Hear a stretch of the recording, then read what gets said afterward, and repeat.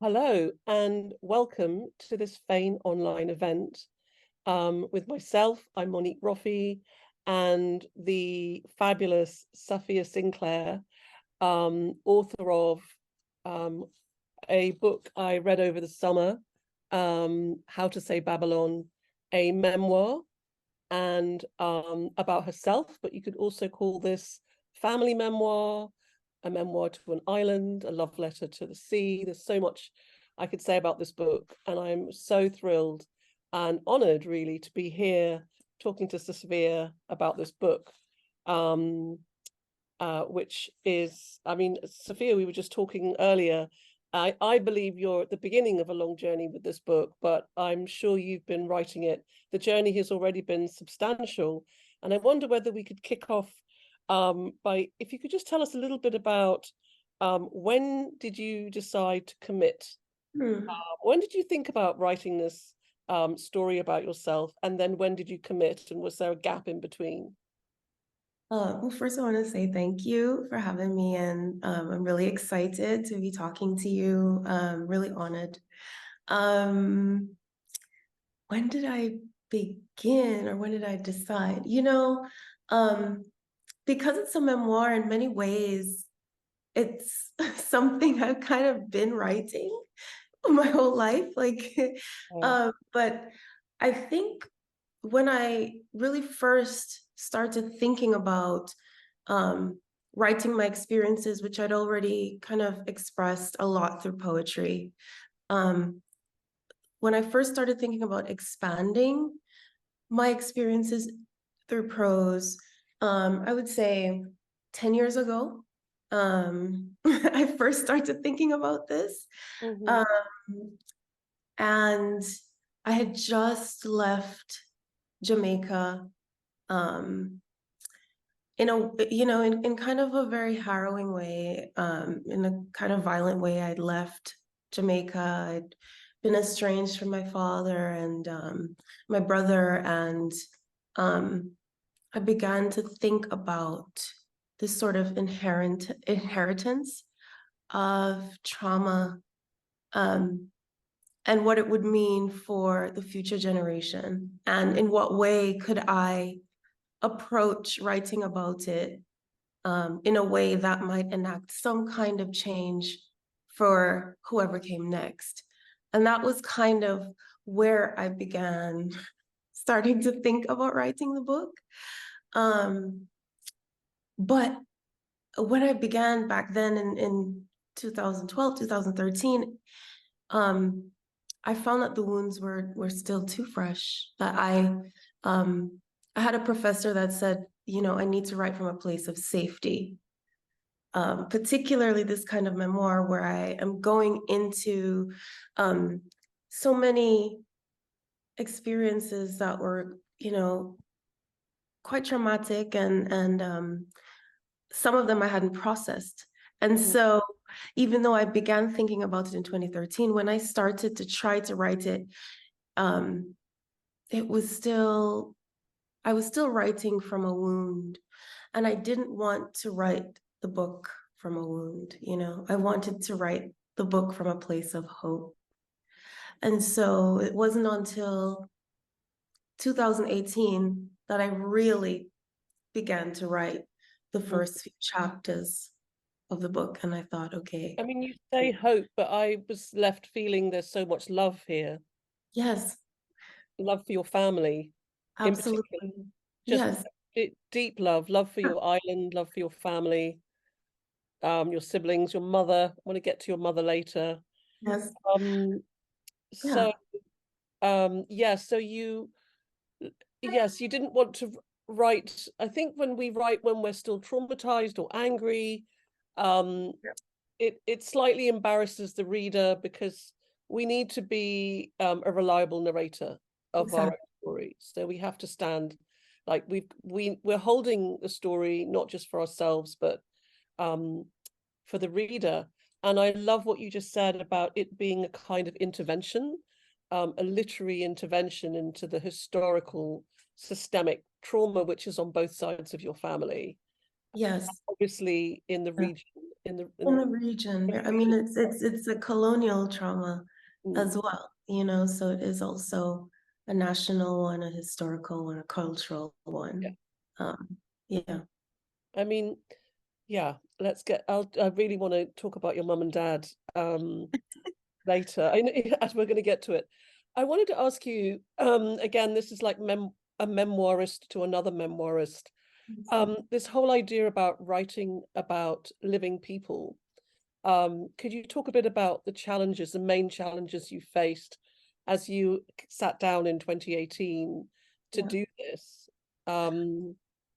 I think I've seen something in the New York Times, or you've written about that you did some research and there are photo albums, because it feels like you remember so much, and it feels like you were taking notes all along somewhere, that you knew you were going to write the story one day and it was yours to write. But can you talk a bit about the challenges? Everybody's alive. No Uh, one's dead. I mean, well, thank goodness, you know, I I'm still kind of coming to terms with this being called a memoirist, you know, but what does it, you know, and all that entails and encapsulates. But, you know, yeah, for me, because I've been writing poetry for so long, Mm-hmm. and I've been publishing poetry since I was 16, and I'd always written about my family. I'd always written about them and our experiences. So it wasn't really new. I think they were already kind of accustomed to me writing about them in my work and publishing, you know, poems and things that included them and their experiences and memories and things. So that part was already kind of familiar. The difference though I found with approaching writing about them in prose is that you know, there was no room for literally like the poetic license. Like this, I had to Yeah. approach the truth as closely as I could.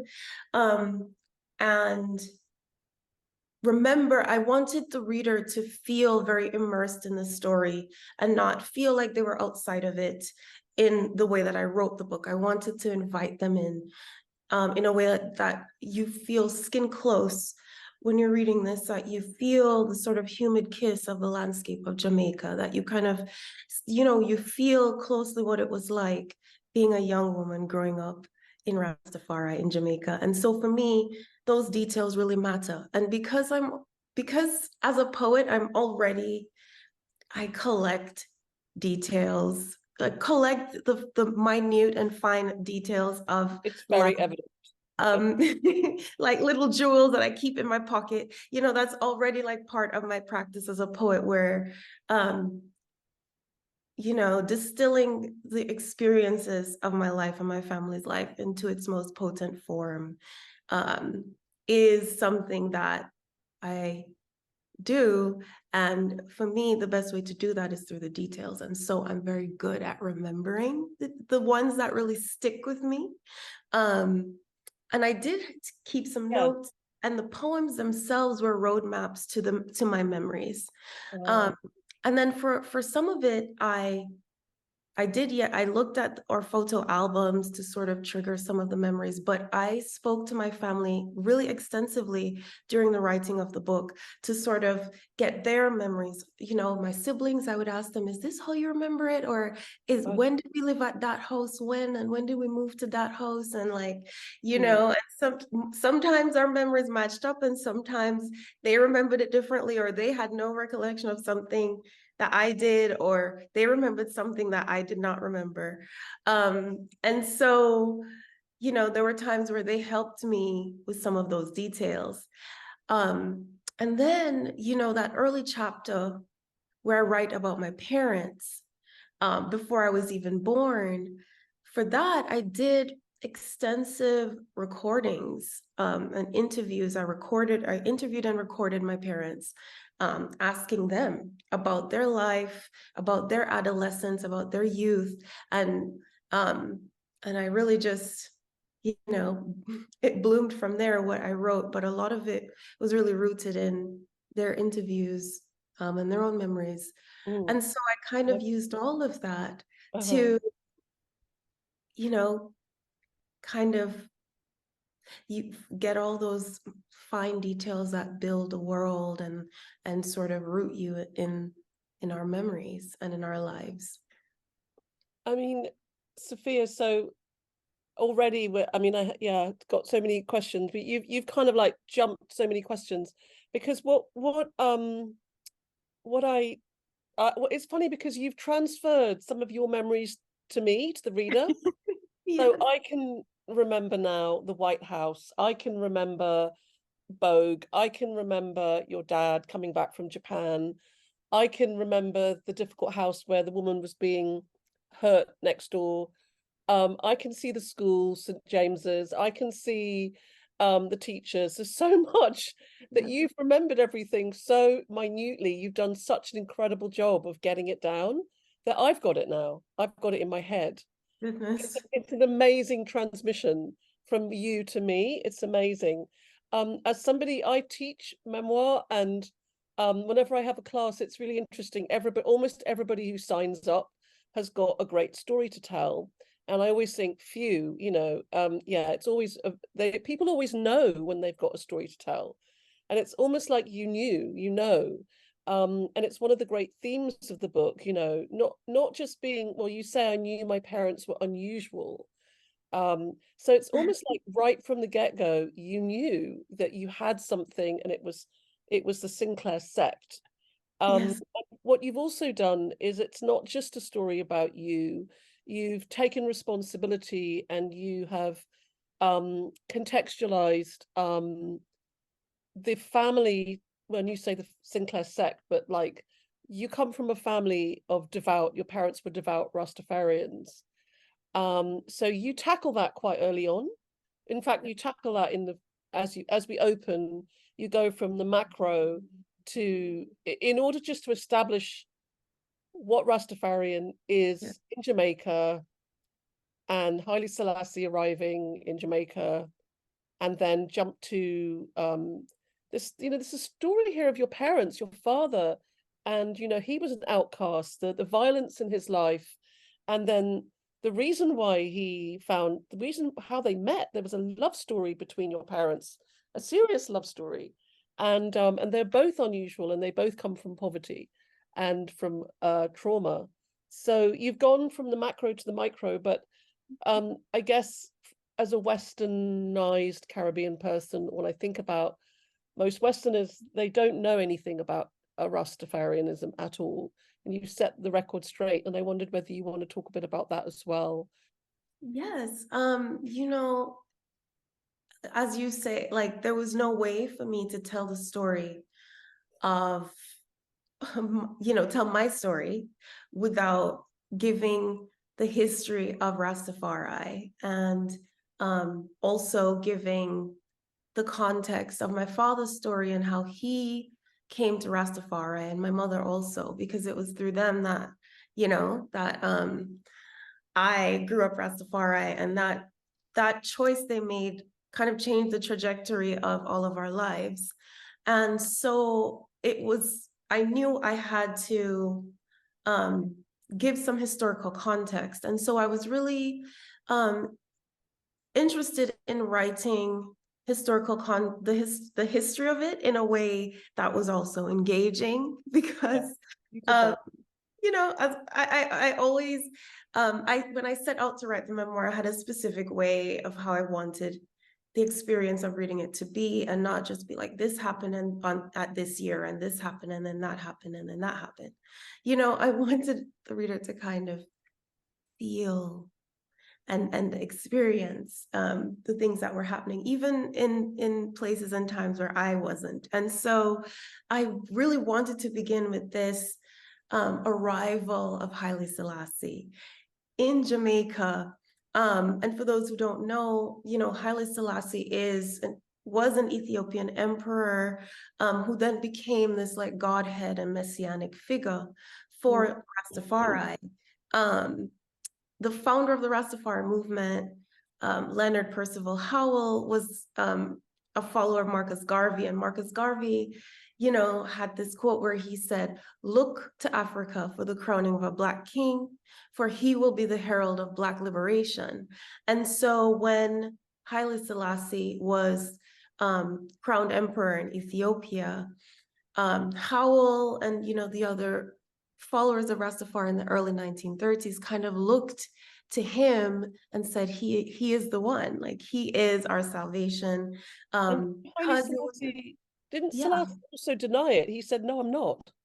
Yeah, I mean, Haile Selassie was an Not me. Orthodox Christian, Yes, but for him, because he was the only, I think at the time, one of the only, if not the only Black ruler of a nation in the world, and also because he was the emperor of Ethiopia, which was the only African nation to never be colonized. The movement of Rastafari kind of hardened around him and this idea. He represented this aspirational idea of Black liberation, of independence. Jamaica was still under British colonial rule at that time in the 1930s.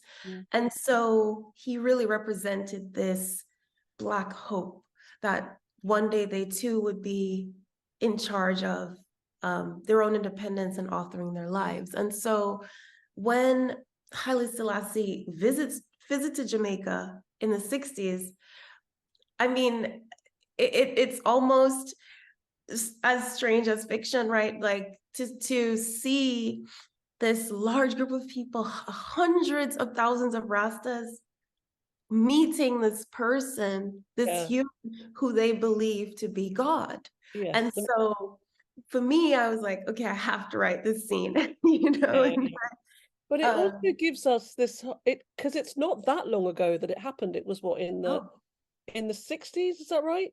Yes. So Haile Selassie visited in the 60s. The Rastafari movement began forming in the early 1930s. Okay. Yeah. So your book it does contextualize. It is a really vivid scene, but it births your book. It gives us the seeds of contemporary, what was going on in the world, and how this all came to be. The macro, the historical seeds of what happened, and then we go closer and closer into the web of your story. It's fascinating because I think the average Westerner doesn't realize that Rastas were shunned, that Rastas were stigmatized in their very country. We glamorize them. It's moved into music, it's moved into fashion, it's moved into this kind of, it's exoticized. There's so many things that, like, the Western popular culture have embraced Rastafari, because obviously Bob Marley, la la la, but so we don't understand that it was a terrible stigma for you and your family. And so, yes, and this was one of the reasons that I wanted to write the book, because I wanted to sort of contextualize and re-narrativize people's ideas of Rastafari culture and history and Jamaican culture and history. Just as you say, most people, when they think of Jamaica, they think of Rastafari as the thing that defines Jamaica, and Rastafari holds this really broad space in the cultural global imagination. But in Jamaica, the Rastafari are historically a persecuted minority, right? Okay. So as you say, they were shunned they were kicked out of their homes, shunned from their families. They were forbidden from having jobs. They were forbidden from walking along the beach sides that were being built for tourist development. They, were the outcasts. We had a prime minister in the 60s that gave an order to the army that said, "Bring me all Rastas, dead or alive." And this led to one of the worst atrocities in Jamaican history, in which, a lot of Rastafari were rounded up. They were forcibly tortured, jailed, their beards and their dreadlocks were cut. And this is a history that wasn't taught in schools. Only recently is the Jamaican government kind of making apologies for that. But I mean, historically, the Rastafari have been on the fringes and have been like social pariahs in Jamaica.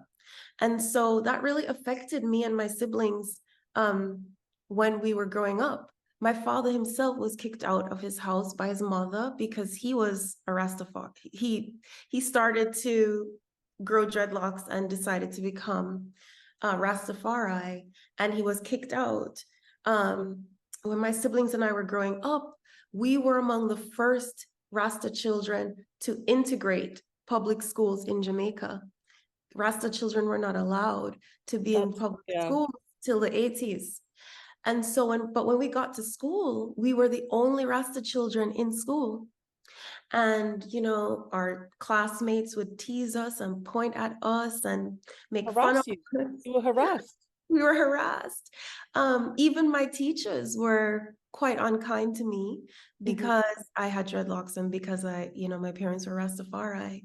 And so it really shaped and shifted the way that my siblings and I grew up and the way that we were treated just because we were from a Rastafari household.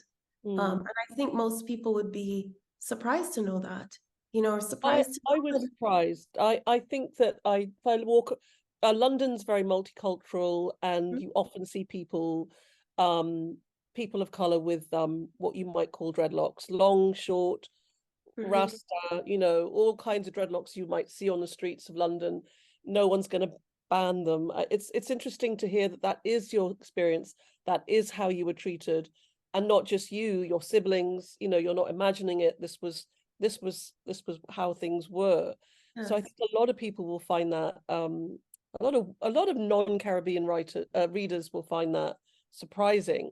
So I wanted to sort of also talk about the many things this book is about, but I guess you frame it so well with Rasta, because from that you are officially you and your family are officially outcast in Jamaican society. So it's kind of like you're not imagining this.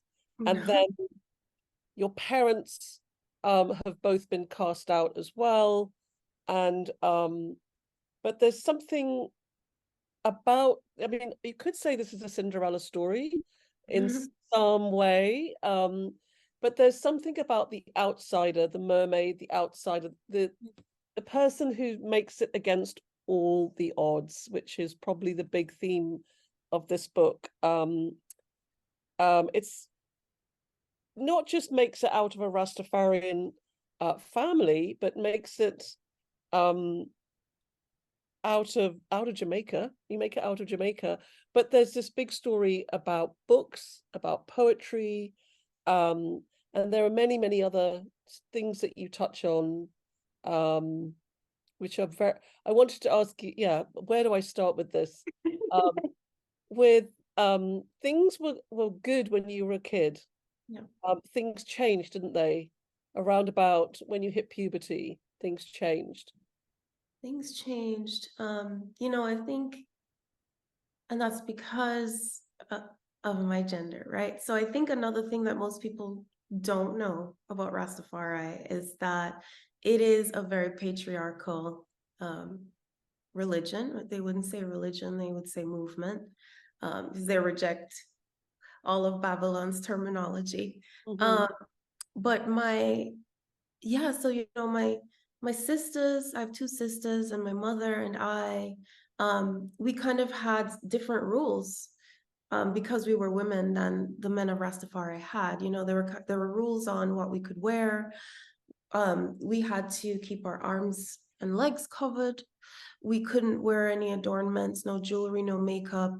And from a very young age, it was kind of drilled into me that the most virtuous thing a woman could be was obedient, and silent. And so my opinions were never to be shared or heard, and my voice was not valued because I was a girl. And I began to question this. I think I was like 9 years old the first time my father was like, okay, you need to throw out every pair of pants that we own, he said to my mother. And so my sisters and I could only wear skirts and long dresses and so on. And these were the rules. And similarly, wearing dreadlocks are not a choice, you know, as you were describing, that people now wear dreadlocks as, you know, kind of an expression of Black pride. But for us, it was never a choice. It was an absolute decree. And it was a marker of your reverence and devotion to Rastafari and to Jah, which is their name for Haile Selassie, the Godhead figure. And so, you know, I had all these rules and kind of restrictions put on me and my sisters because we were women. And, you know, there was a wide belief among the men of the Rastafari movement that women were impure because we menstruate. And so a lot of the rules kind of stem from this. And so, you know, I didn't quite accept them. You know, as I grew older, I questioned everything, and I wondered why the rules were different for me than they were for my brother or for the other men of Rastafari. Why should I feel that I was smaller simply because I was a girl or a young woman?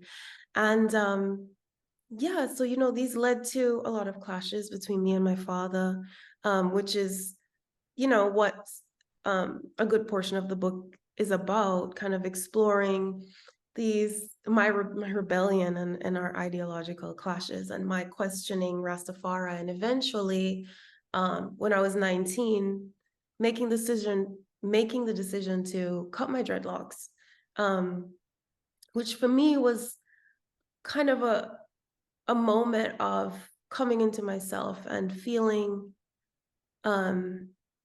that I would choose what kind of woman I was going to be, or sort of decide that I wanted the power over my own body to decide how I wanted to wear my hair, and it not simply just hair, but who I wanted to become, where I was going, that I didn't want to just be obedient and pliant, that I didn't feel seen or heard inside of Rastafari. And, you know, this was kind of the beginning of the unraveling of everything, of this change in my family. Because, you know, after I cut my dreadlocks, then my sisters cut their dreadlocks, and then my mother eventually, after having grown her dreadlocks since she was 19 when she met my father, she cut her dreadlocks. And you know, my father was, you know, as you know, livid. And for him, it was the ultimate disrespect and affront. I'd severed everything that tied myself to him and to Rastafari. And to him, I had become Babylon. And he became So your father in the book, I want to talk about your father and your mother, but your father in the book, I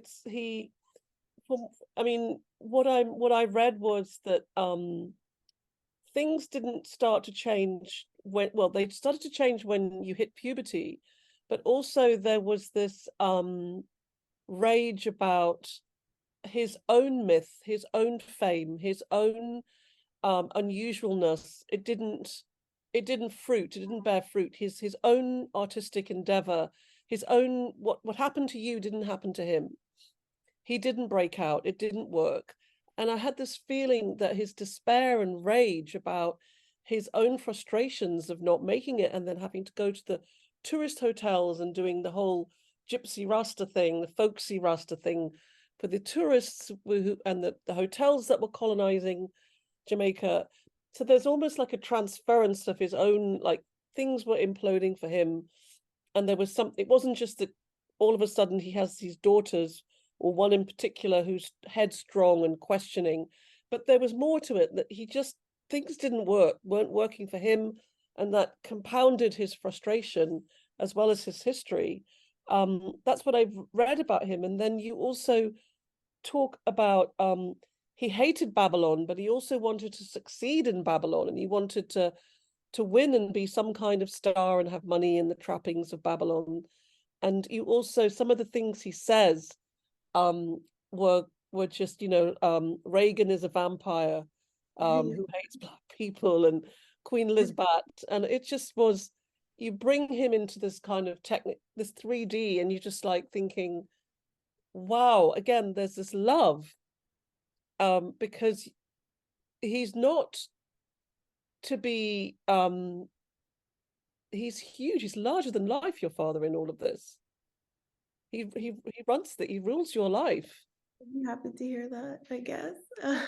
But I mean, I mean, there were times, I mean, it did feel like that for a very long time, that he was like as large as the sun in our lives, and we kind of revolved around him for so long, and what his wants and whims and desires, and his also, and then too his disappointments and his anger and his moods.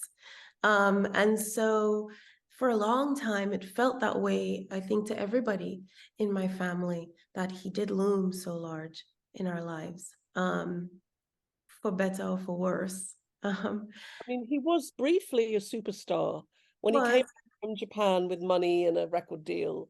and He in his had a youth, brief moment, 15 yeah, minutes.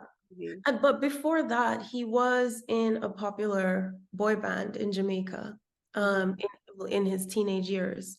mhm. And so I can only imagine that that would be frustrating for him. You know, his band was really popular, I think at the height of reggae's popularity in Jamaica. And I think maybe most people don't also know that reggae kind of lost its cultural significance in Jamaica by the beginning of the 1980s. Um, Reggae had begun to lose any kind of reverence it had with the populace, you know, with the citizens of Jamaica. And so by the time my father, he was born in 1962 when Jamaica got independence, and by the time he, you know, was a teenager and really coming into his own as a musician in the late 70s, that was just when reggae was being passed by, you know, overtaken by dancehall music. And so, Bob Marley die. When did he die? okay, no, Monique, you put me on the spot. I know I had to become a historian for this, but I want to say 1979.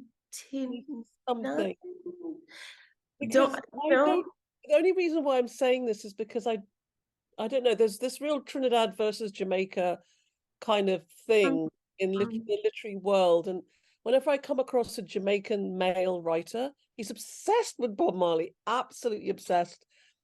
And you don't get that impression that reggae ever died, because Bob Marley never died. Bob Marley is still such a strong and original and inspirational kind of figure for what I've seen or come across as, Jamaican writers, especially male Jamaican writers, are, just he hasn't died. So I don't know that actually once he was dead, reggae died.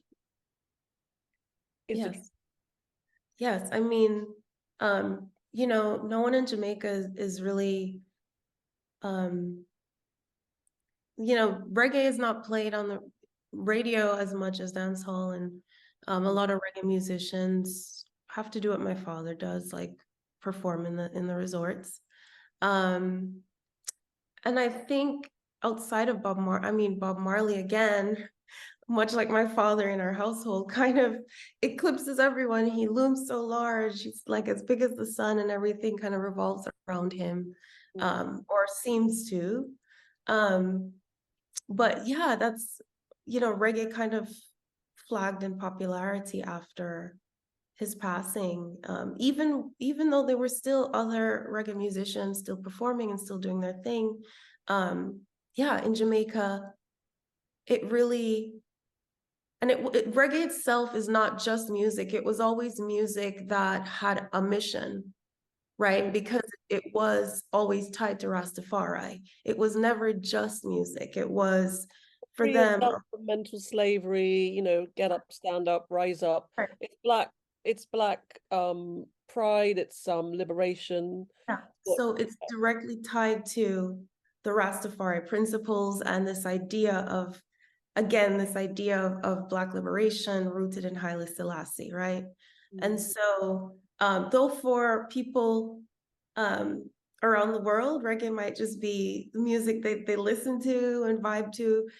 For reggae musicians, deeply devout, like my father and others like Bob Marley, like for them, it was tied to their beliefs and their tenets and, you know, the way that they lived their lives as Rastafari brethren. So you're born into this movement, and the movement is not necessarily a good place to grow up as a woman, for the women in your family, and then you have this incredible mother who is unusual. You say she was bookish, book saved her. She has 6 fingers on each hand. She is like skinned, and she has long dreadlocks, and she is incredibly I mean, you've got this amazing mother. I mean it's incredible that you had the pair of them, you know, this very, Yeah. very, very devout but authoritarian and you know, often violent father, and then a mother who patiently held it all together for so long and introduced you to books. The second part of the book is really different because things change, things just sort of backflip. You come from this, some of the earlier pages, it feels there was poverty, but there was family, there was the sea, it was idyllic, there was Bogue, there was something about the love in the family that made it all okay. Better must come, kind of thing. Yes. You know, better must come. And then there's the chapters about the red belt, the first time he hit you or hit your brother, everything changes, and then it becomes a very, very a story fraught with survival, poverty, survival. It doesn't you go from you move a lot, housing isn't stable, and then you win this incredible scholarship, well, into these sort of white people's school that used to be a great house. And that there's one of the things, you know, you say, you know, do you know how to spell Czechoslovakia? And one of these horrible girls says, it's not even a place anymore. What are you talking about? And I think anyone who's ever been an outsider will just thump in their heart, because it just got that. I mean, you're able to like carve up these difficult moments. It cold, you know, cold. You have processed this, but you know the second part of the book is about you surviving your the middle part of your life, the middle part of your childhood, sort of puberty onwards. And so the obstacles become not just dad, but surviving the rich white Jamaican world. You start to write poetry, and then you get a mentor, this old poet, who in some ways saved your life, but also became predatory. And so this is a fascinating story. Even Derek Walcott walks in at one point and says, maybe I can help. And you leave it quite vague, because he says, maybe we could rob a bank. And I'm like, well, what did he do?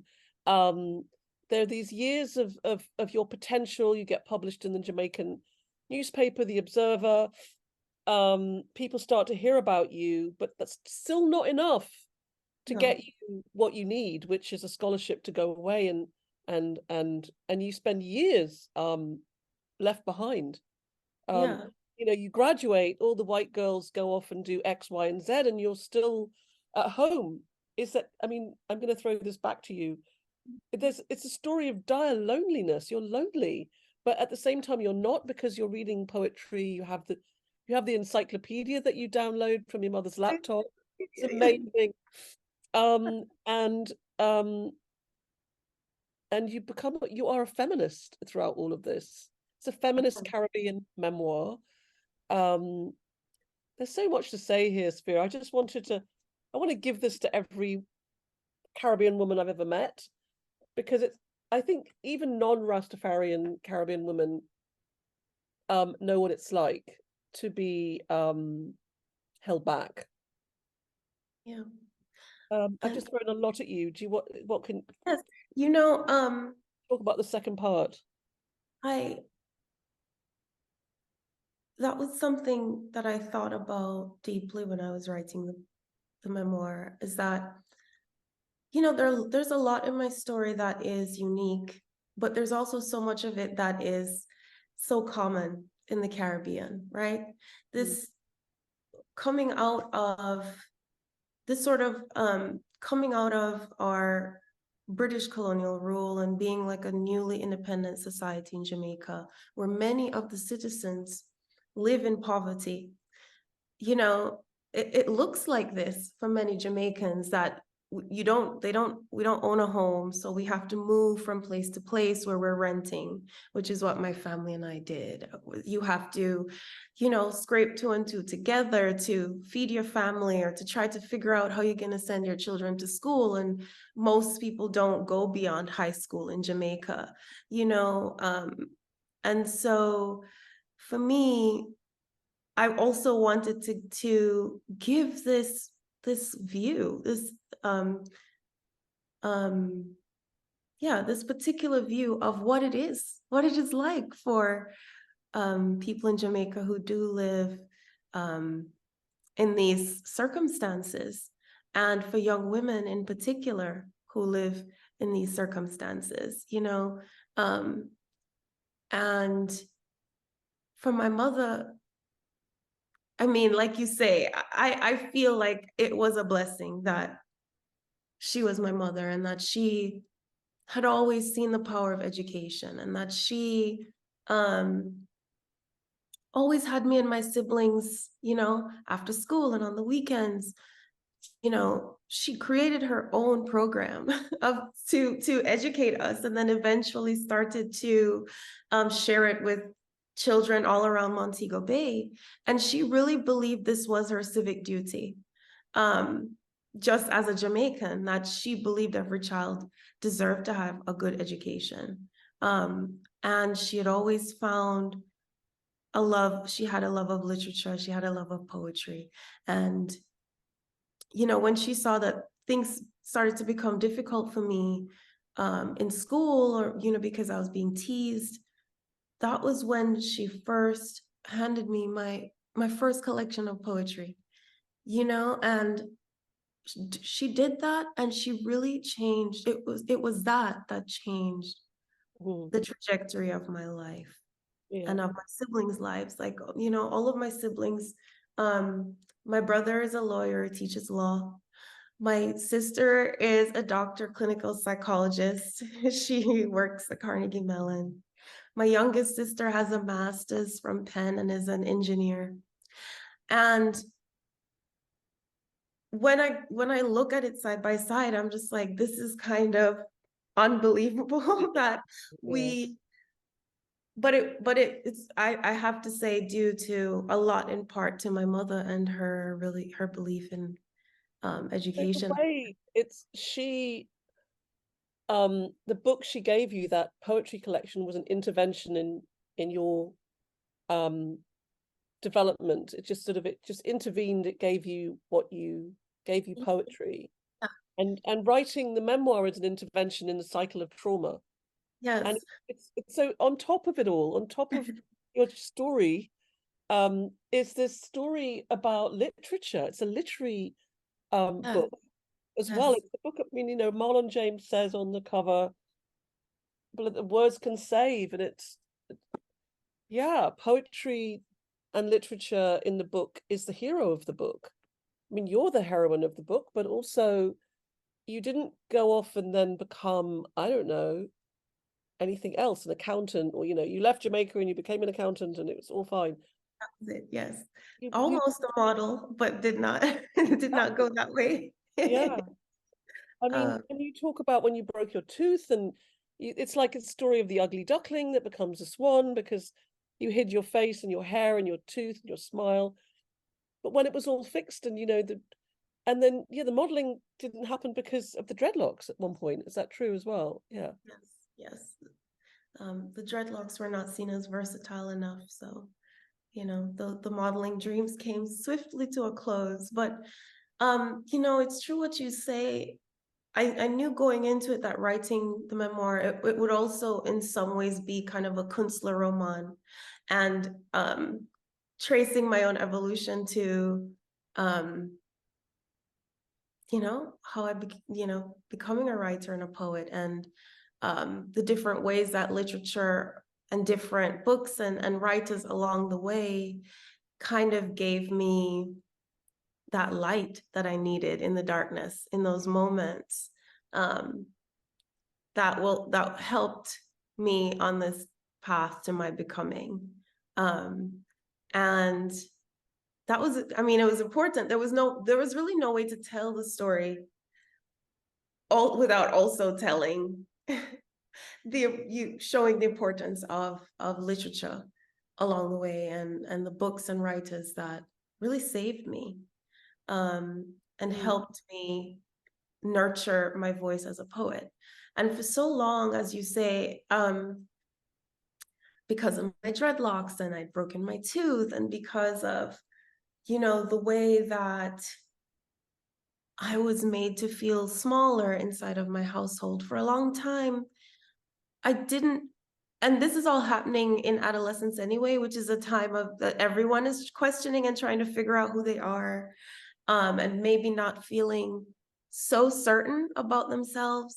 But it was compounded for me, all these other things happening. And there was a lot of times where I questioned my own self-worth, or what value I had in the world, or, was there anything important I ever had to say or do?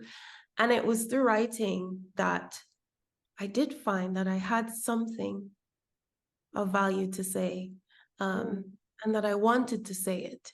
And so, yes, in that way, poetry helped me bloom into myself, and poetry and literature and writing helped me sit here today and talk to you. Yeah, it's some, yeah, I mean, yeah, it did. I mean, I don't know if you've read lots of memoirs as well along the way, but While your I was story, writing, I read none. I was like, yeah, I don't, I wanted to have, yeah. I would recommend The Liars Club by Mary Carr, because there's similarities. She comes from a white family, poverty-stricken family, with parents who were in love but fighting, and they were siblings, and she also became a writer, and she's written, I guess you don't get to be called a memoirist until you've written maybe more than one. So we'll see if you write another one at some point. But I Mary don't Carr's know. written a few now. But she's I mean, I think I see stories like yours as kind of like a manual for other people. You don't just write them for yourself to set the story straight, or to sort of like expose anyone, or rewrite the truth, or for grandiose reasons, or to sort of punish anyone. They're to help others, really. They're to help other people who may come from similar backgrounds, and it's like how you survived, and that it is possible to survive and to come out well. And it's exactly true what you say. It was when I heard that my niece was going to be born, my brother was having a daughter. That was when I began to think about what future was she going to inherit? What family was she going to be born into? And in what ways could I help change the course of that future, so that she would never have to question herself in the way that I did, or had to feel that she ever had to feel smaller because she was a girl, or felt that the world wasn't hers completely for the making. And so it was this hope that I was talking about, and love, as you also pointed out, that the book was written from, for her, really. So that not only would she know like where she came from, and sort of the history of our family, and Jamaican history and so on, but that she would know that whatever is ahead of her is hers alone. and that she would never have to walk through the fire the way that I did. Not with an aunt like you and your siblings, her aunties. She's got such incredible role models that made it out. I mean, Safiya, I mean, so the other thing I wanted to talk about, I'm conscious that we have got a little bit more time, is so um V.S. Pritchard, the master of the short story, he said that famously said, it's all, when he was talking about Memoir, he said it's all in the art, you get no credit for living, which is very harsh. But I kind of like it in a way, because it's so tough. He's a fucking bastard, isn't he? You get, so what if you've had a difficult life? It has to be, you have to produce something artistic. And so there's so many reasons why this book, I think, is a brilliant contemporary feminist true story coming out of the Caribbean, in particular Jamaica. But it gets my vote because it's so beautiful. It's written by a poet. It's beautiful. So every page is a tapestry. It's a word jungle, a word tapestry. It's so beautiful. It's written with love, but it's written by you, and you're a fine poet. And so I think, yeah, you've made a work of art. Yeah, it is. It's a work of art. It's a piece of world-class literature. It's meaningful. It's a feminist contemporary Caribbean story that's true. It will really inspire other women, young women, not just your niece. It will inspire other women coming out of the region. But also it succeeds aesthetically at a high level. It's beautiful. I don't know what to say. What can you say about how beautiful it is? I have nothing to say about, I'll say that it was important for me how I told the story, how I wrote the story, that narratively I wanted it, I wanted it to read in a particular way. And this is something I think of all of my work, my poetry as well, that I'm really inspired by the rhythm of the sea that I was born by. I'm inspired by the landscape of Jamaica, the sort of lush, florid, humid landscape of Jamaica is something that informs the way that I want to write as a Jamaican writer, that if on the page, how I construct the scenes or the sentences or the lines can be a mirror to the beauty of the Jamaican landscape and the lessons that the natural world of the place I love most taught me. And that's what I'd like to do, craft-wise. Craft-wise, you code switch between what could be described as high lyrical Western or European literature, and then you cut into Rasta dialogue, Jamaican lexicon. It's everything's there. The cadences and the words and the lexicon of Jamaica and Rasta, and yet it's literature. It's recognizably lyrical prose. It's what Derek Walcott does as well. Derek Walcott is a classical European master of poetry, and yet he speaks the language of the Caribbean. It's gone like that, and it's what you do as well. And I think that's kind of like what we have to do as Caribbean writers. I would never call myself a classical European master or any kind of master or European anything. Can you think of himself? But I think I do love, Walcott has this quote that he said of the empire of the English language, we Caribbean writers are not its vassals, but its princes. And so there's this idea that because our bodies think in one language and speak in another, we have our vernaculars and our dialects, as well as the English language, that there is so much that we can do with it on the page. And there's so much of, the braiding of these two sensibilities and also the interrogation of them that we can approach on the page, that I I really love with Caribbean literature and Caribbean Mm. theory and thinkers, you know? I mean, Uh, it's called writing back, but in a way, it's not really writing back. It's what writing is, and it's a mixture of it's everything. It's like yes. we do this amazingly. Kind of take forms that are given from Europe and then mash them up. Mash it up and build it back to build it into something that resembles us.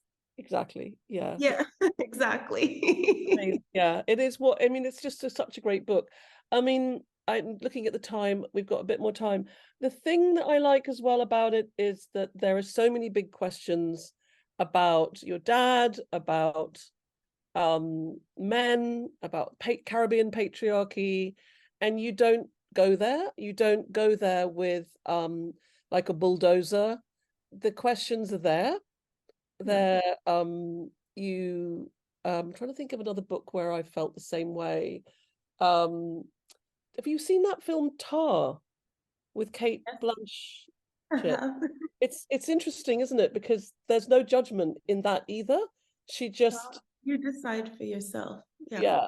And I think that's where you've gone, is like the book is so full of memory and specificity, and this really happened. It's a true story, but obviously the feminists, critics are gonna have so much to say about it, but you're not trying to write that kind of book. You're not saying to the people who are gonna try to contextualize it and say, aha, maybe in 10 years' time, or maybe in 3 years' time, or something. And again, okay, the critics or the feminist critics, or basically people like me, maybe fellow writers who are going to try and look at it and carve it up in a crit with lit crit, are probably going to say a lot on your behalf that you haven't said, which is it's a thumping feminist book as well.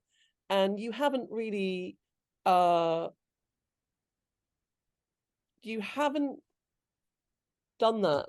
You've left it for the lit crit feminist critics who are going to come in the wake of this book Yeah. and say so much more, that you have opened up in a way that I don't think too many.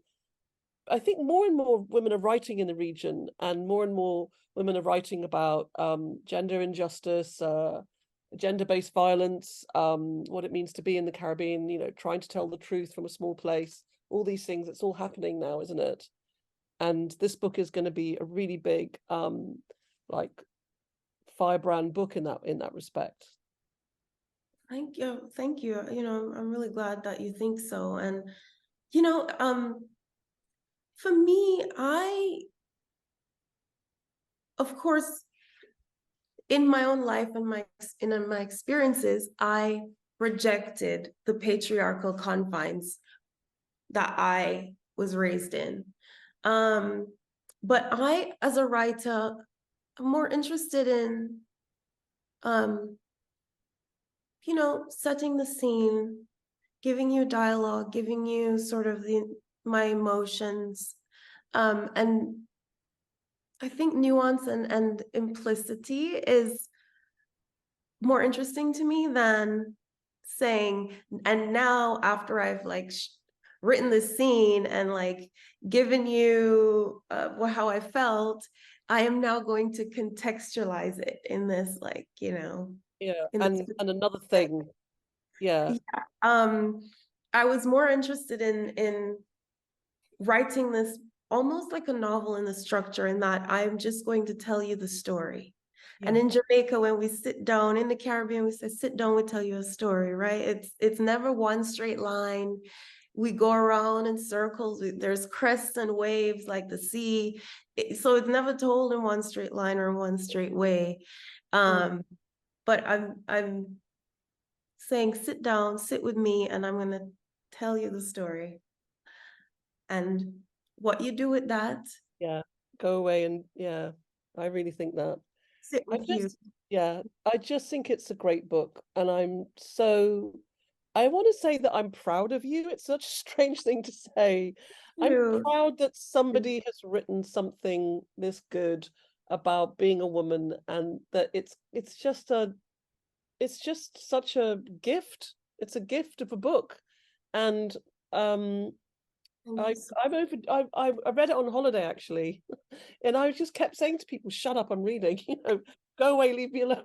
I'm reading this great book, and just leave me alone. Leave me alone with it." I read it in about, I don't know, 10 days on the beach. I want to wish you good luck with it, and you're not going to need it. It's going to do so much, going to do so well out there. It's going to. I'll see you in Trinidad in April I at hope Boca. so. Or in the Going to be UK. on the Yeah, I think it'll be I'm sure you're going to get many shortlistings and accolades and prizes on the back of it. Um, I think time has run out, and I could interview you for a lot longer. There's so much more to say, and just to say it's been such a pleasure and an honor, and good luck. And to viewers, buy a copy of this book. It's very good, and it's all true, and it's out next week, the 3rd of October. Well, as we say, it's 3rd of October. Safiya Sinclair, How to Say Babylon. Go buy this book. It's very good. Thank you so much, Monique. From one Caribbean mermaid to another. Yeah. Thank you so much. Pleasure, babe. Pleasure.